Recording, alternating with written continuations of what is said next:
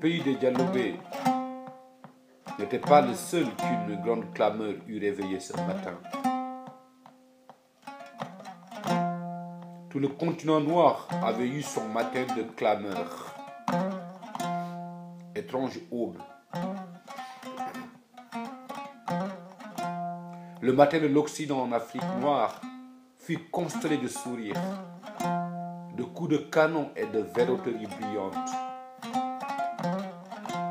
Ceux qui n'avaient point d'histoire rencontraient ceux qui portaient le monde sur leurs épaules. Ce fut un matin de Jésus. Le monde connu s'enrichissait d'une connaissance qui se fit dans la boue et dans le sang. De saisissement, les uns ne combattirent point, ils étaient sans passé, donc sans souvenir. Ceux qui débarquaient étaient blancs et frénétiques. On n'avait rien connu de semblable. Le fait s'accomplit avant même qu'on prit conscience de ce qui arrivait. Certains, comme les Dialobés, brandirent leurs boucliers, pointèrent leurs lances ou ajustèrent leurs fusils.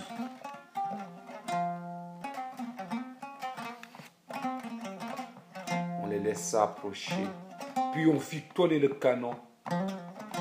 Les vaincus ne comprirent pas. D'autres voulurent palabrer. On leur proposa au choix l'amitié ou la guerre. Très sensément, ils choisirent l'amitié. Ils n'avaient point d'expérience.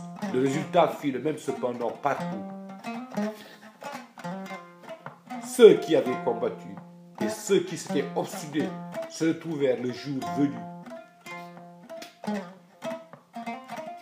Recensés, répartis, classés, étiquetés, conscrits et administrés.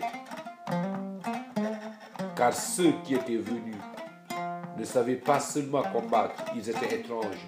S'ils savaient tuer avec efficacité, ils savaient aussi guérir avec le même art. Où ils avaient mis du désordre, ils suscitaient un ordre nouveau.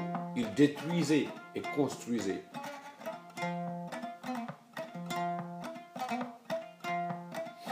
On commença à comprendre dans le continent noir que leur puissance véritable résidait non point dans les canons du premier matin, mais dans ce qui suivait ces canons. Ainsi, derrière les canonnières, le clair regard de la grande royale de Dialobé avait vu l'école nouvelle.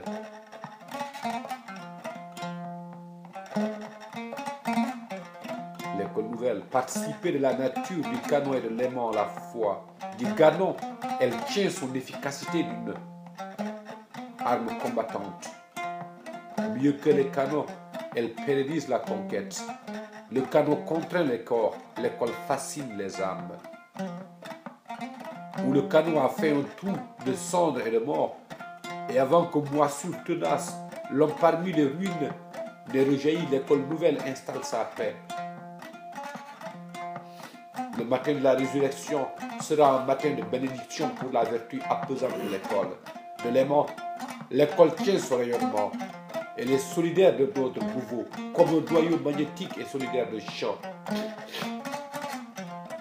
Le bouleversement de la vie des hommes à l'intérieur de cet ordre nouveau est semblable au bouleversement de certaines lois physiques à l'intérieur du champ magnétique.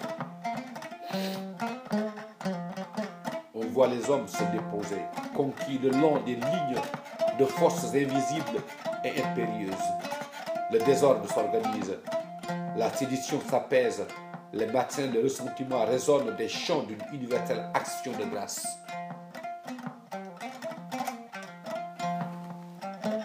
Seul un tel bouleversement de l'ordre naturel peut expliquer que, sans qu'ils le veuillent l'un et l'autre, l'homme nouveau et l'école nouvelle se rencontrent tout de même. Car ils ne veulent pas l'un de l'autre.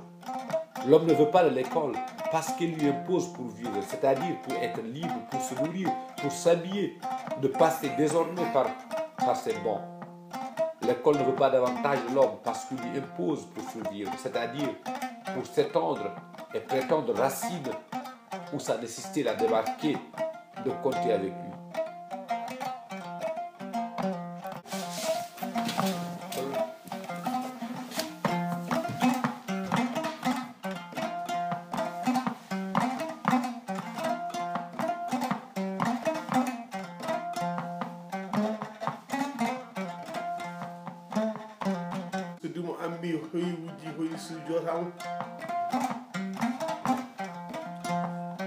masini wiɗo seygilare pour le segu bambara kunari koɗo biyata jomdere hakkude salafana lasara